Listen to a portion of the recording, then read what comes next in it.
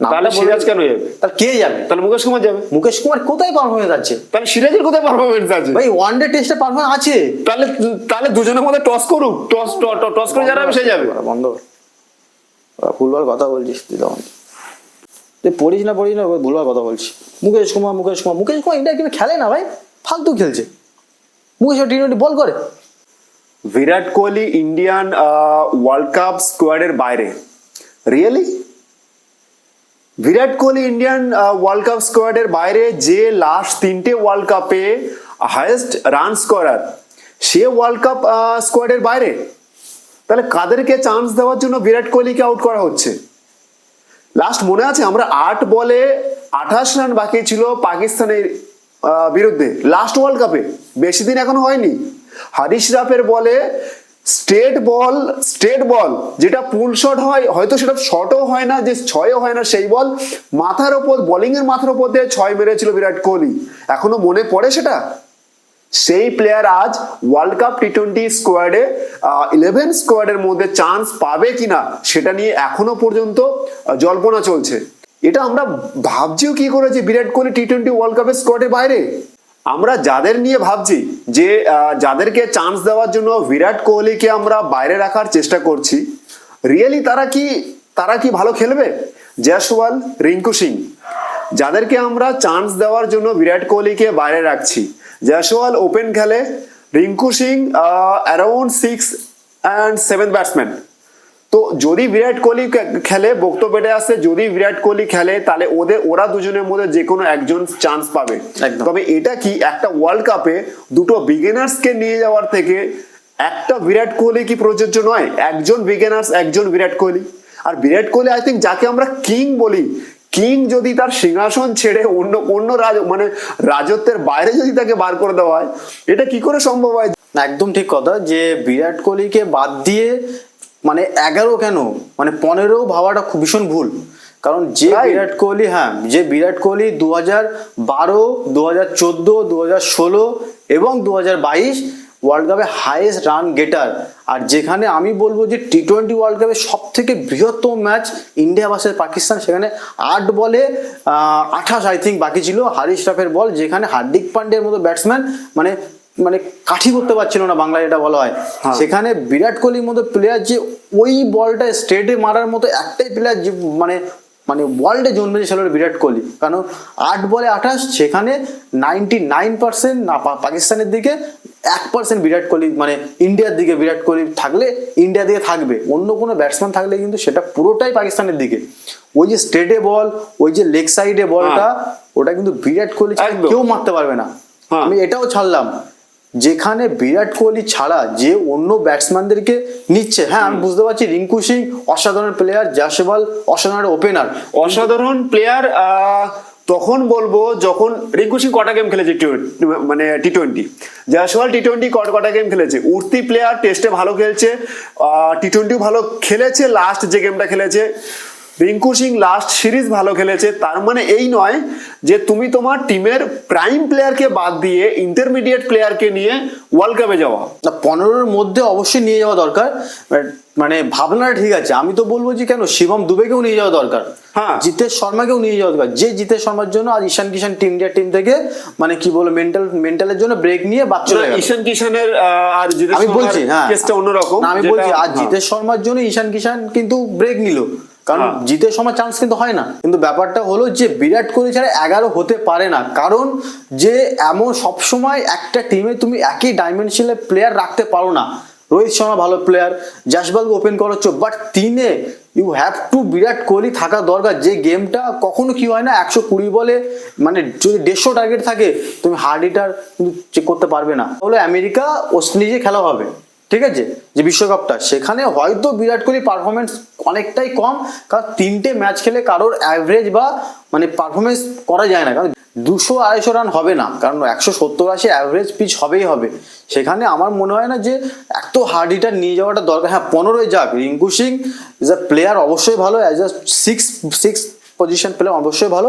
আমার কোথাও মনে হয় রিঙ্কু সিং খেলুক, যে যশস্বী জয়সওয়াল যেখানে আছে ওখানে বিরাট কোহলিকে as a Rohit Sharma plus Virat Kohli open যাওয়াটা অনেকটাই দরকার বিরাট কোহলিকে, কারণ বিরাট কোহলির মতো প্লেয়ার যে গেম ফিনিশ করে আসে, কারণ বিরাট কোহলি মাঠে থাকলে আমাদের কোথাও না বিশ্বাস হয় যে বিরাট কোহলি মাঠে হ্যাঁ। আছে, আমরা কিন্তু ম্যাচটা জিততে পারি। সেটা তো দেখেইছি আমরা, পাকিস্তানের বিরুদ্ধে আমরা দেখেওছি। টি-20-তে অ্যাজ আ 6 পাওয়ার প্লে যেটা থাকে 6 ওভারের মধ্যে, ভালো প্লেয়ার অবশ্যই সে রান করে দেবে অ্যাজ আ পাওয়ার, কারণ বিরাট কোহলি কিন্তু আইপিএল মানে ওপেন করেছে মানে আরসিবির হয়ে লাস্ট 3 বছর, সেখানে বিরাট কোহলি স্ট্রাইকের অনেকটাই ভালো। সেখানে নাম্বার 6 যেখানে বল পুরানো হয়ে যায়, বল ইয়ারকার পড়ছে, বল স্লোয়ার কাটার আসে, অফ কাটার আসে, সেখানে এরকম একটা ডাইমেনশনাল প্লে অবশ্যই দরকার রিঙ্কু সিং। আমার মতে রিঙ্কু সিংকে অবশ্যই প্লেইং ইলেভেনে থাকা দরকার। ইন্ডিয়ার প্লেইং ইলেভেন কি হতে পারে ওয়ার্ল্ড কাপে যদি উইথ বিরাট কোহলি? যদি বিরাট কোহলি হয়ে থাকে, আমি তো নিয়ে যাব যে Virat Kohli, Rohit Sharma open, 1 down Suryakumar Yadav, 3rd down আছে কেএল রাহুল বা জিতেশ শর্মা বা সঞ্জু স্যামসন বা Jitesh Sharma as a wicket keeper. আচ্ছা, ওকে। কারণ জিতেশ শর্মা কন্টিনিউ খেলে এসছে, কটা ম্যাচ খেলেছে? যাই ম্যাচ খেলুক ঋষভ সেই, যাই ম্যাচ খেলুক, সেই বিজয় শঙ্কর কোথায় যাচ্ছি কি জিতেশ শর্মাকে আমরা? বিজয় শঙ্কর অবশ্যই ভালো প্লেয়ার, এটা ভুল কথা না। বিজয় শঙ্কর ভালো প্লেয়ার, ভালো প্লেয়ার না। কিন্তু আমরা তিনটে ম্যাচ দেখে একদম বিজয় ভুল শঙ্কর কথা। আমরা ওয়ার্ল্ড কাপে নিয়ে গেছিলাম, সেম ভুলটা আমাদের হয়েছিল। না, একদম না। আম্বাতিরা ফর্মে থাকা সত্ত্বেও তাকে না নিয়ে গিয়ে আমরা জিতেশ শর্মাকে নিয়ে গেছিলাম। কাকে খেলাবে? আম্বাতিরা ছিল সেখানে, যেতে বিজয় শঙ্কর গেছিল। কাকে খেলাবে? জয়সওয়াল রিঙ্কু সিংকে দুজনেই খেলাবে, এটাই ভাবছি না বিরাট কোহলিকে বাদ দিয়ে। হ্যাঁ, তো 11টা বলো তো। তাহলে এবার তাহলে যদি জয়সওয়াল আর রিঙ্কু সিংকে খেলানোর প্ল্যানিংই থাকে, তাহলে হার্দিক পান্ডিয়ার জাদেজার মধ্যে যে কোনো একজনকে স্যাক্রিফাইস করতে হবে। কখনো হয়? তাহলে কি ওদের দুজনকে কি করে খেলাবে? তো 11টা বলো না কি খেলাবে, ব্যাপারটা বড় কথা না। 11টা বলো, তোমার 11টা, তুই 11টা বল যে কি হতে পারে। ইন্ডিয়া 5টা বোলার নিয়ে খেলবে না 6টা বোলার নিয়ে খেলবে? 6টা বোলার নিয়ে অবশ্যই দরকার। তাহলে জয়সওয়ালকে উপরে বসাতে হবে বা রিঙ্কু সিংকে বসাতে হবে। হার্দিক পান্ডিয়া অবশ্যই খেলবে, জাদেজা অবশ্যই খেলবে, এটা সবাই জানে। 4 জন যদি খেলায়, আমি হার্দিক পান্ডিয়া যাদেরকে বাদ দিলাম, ওরা খেলবেই অ্যাজ আ টি20 ব্যাটসম্যান। হার্দিক পান্ডিয়া এবার আমি কথা বলি, জয়সওয়াল, রোহিত শর্মা, সূর্যকুমার যাদব, আমি বিরাট কোহলি বাদ দিলাম, সূর্যকুমার যাদব, কেএল রাহুল, তারপর কি আছে 5-এ কি আসছে? 5 হার্দিক পান্ডিয়া আসছে, 5 হার্দিক পান্ডিয়া, 6 রিঙ্কু সিং, 7 জাদেজা, 8 বুমরা, 9 কুলদীপ যাদব, 10 আছে তোর আমাদের মোহাম্মদ শামি বা সিরাজ, 11 সিরাজ বা শামি, যে কোনো একজন। এই তো বোলার। বা আশদীপ সিং। শামি ওয়ার্ল্ড কাপেই নেই। আশদীপ সিং তো আসবে। আচ্ছা, তাহলে বোলিং কে হলো? আশদীপ সিং, সিরাজ, বুমরা, জাদেজা, কুলদীপ যাদব, হার্দিক পান্ডিয়া, 6টা বোলার। প্রবলেমটা এখানেই হচ্ছে, যদি আমরা বিরাট কোহলিকে খেলাই, তাহলে আমরা 5টা বোলার নিয়ে খেলছি, তাহলে আমার জয়সওয়ালকে বসাতে হবে। প্লেইং ইলেভেনটা ভালো করে ভাবতে হবে। তুমি জাদেজা, হার্দিক পান্ডিয়াকে বাদ দিতে পারো না অ্যাজ আ টি20 থেকে। জাদেজাকে তো পারোই না, হার্দিক পান্ডিয়াকে পারবেই না। আর Hardik Pandya as a 6 bowling option দেবে। ইন্ডিয়ার টিম খুব ফেসে আছে, সিলেক্টর ওখানে বসে নেই, এমনি অজিত আগারকার ওখানে বসে নেই, ওরাও ভাবছে কি করা যায় ব্যাপারটা নিয়ে। কারণ 6 বোলিং অপশন দরকার। যেদিন 5টা বোলিং চলবে না, সেদিন কি হবে? 6 নম্বর আমাদের প্রথম বলে 6 নম্বর বোলার চাই, হ্যাঁ কি না? 6 নম্বর চাই, তাহলে আমাদের হার্দিক পান্ডিয়া খেলাতেই হবে। রিঙ্কু সিং তো আমার মনে রিঙ্কু সিং খেলবেই খেলবে। এবার জয়সওয়াল এত বড় প্লেয়ার যে ভালো খেলছে, তাকে কি ড্রপ করবে বিরাট কোহলির জন্য? এইটা হলো প্রশ্ন। উইকেট কিপার আমি বলছি না কেএল রাহুল, আমি স্ল্যাশ বলছি Jitesh Sharma, KL Rahul plus Sanju Samson, 3 জনের মধ্যে একজন খেলবে। আমি তো যাই সঞ্জু স্যামসন খেলুক, যে 4-এ পারফেক্ট প্লেয়ার, যে এতদিন ধরে 4-এ খেলছে। যদি কেএল রাহুল খেলানো হয়, ওপেন খেলা। হ্যাঁ, আইপিএল যদি কেএল রাহুল ভালো খেলে 4-এ, ব্যাপারটা ভেবে দেখা যায়। কিন্তু সঞ্জু স্যামসন লং টার্ম কিন্তু রাজস্থান হয়ে 4-এ খেলে আসছে আর ভালো পারফরমেন্স দিয়ে আসছে। 6টা তো বোলিং অপশন লাগবেই। আমার তো মনে হয় শামি, সিরাজের থেকে আশদীপ সিং অনেক আগে এগিয়ে T20 as a T20 bowler. Siraj তো কোনো মতেই টি20 বোলিং অপশন হিসাবে আমি তো ভাবছিই না। একটা আইপিএল সিজন দেখে তাকে কখনো আইপিএল থেকে এখন হচ্ছে না কিছু। না, লাস্ট যেখান থেকে রজার বিনি এসছে, সেখান থেকে আইপিএল থেকে কিছু সিলেকশন হয়। তাহলে মুকেশ কুমার ইন্ডিয়ার টিমে খেলতো না? তাহলে সিরাজের না, তাহলে মুকেশ কুমার খেলতো কোথা থেকে? তাহলে সিরাজের নাম তাহলে সিরাজের নামটা এলোই করতে গেলে টেস্ট থেকে নাম, তাহলে টেস্ট থেকে এলো সিরাজের নাম। ওটা সিরাজের নাম করতে গেল, তাহলে কাকে খেলাবে? এটাতে আর কে বোলার আছে পাইপলাইন খেলবে? তো মুকেশ কুমার খেলবে। সিরাজের থেকে মুকেশ কুমার টি20 ভালো বোলার। মুকেশ কুমার কোথায় পারফরমেন্স আছে? সিরাজের থেকে মুকেশ কুমারের ভ্যারিয়েশন আছে টি20 ভ্যারিয়েশন আছে। সিরাজের কোথায় ভ্যারিয়েশন আছে? সিরাজের ভ্যারিয়েশন আছে নাকি ভাই? যে ওয়ানডে ভালো বল, সিরাজের কোথায় ভ্যারিয়েশন? ওয়ানডে ভালো বল করছে, টি20 সিরাজের ভ্যারিয়েশন একটাই দেখাতে গেলে দেখাতে হবে একটা আইপিএল সিজন, আর কোনো নেই।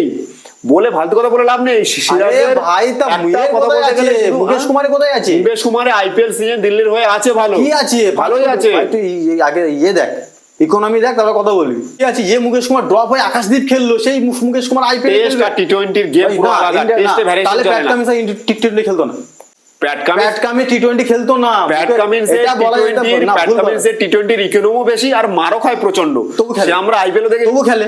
আশদীপ সিং খেলবে, বুমরা খেলবে, থার্ড পেসার কে যাবে ওটা নিয়ে ইন্ডিয়া টিমে। আমার মনে হয় না মুকেশ কুমার এমন কিছু করে দিয়েছে যে টি20 স্কোয়াডে যাবে।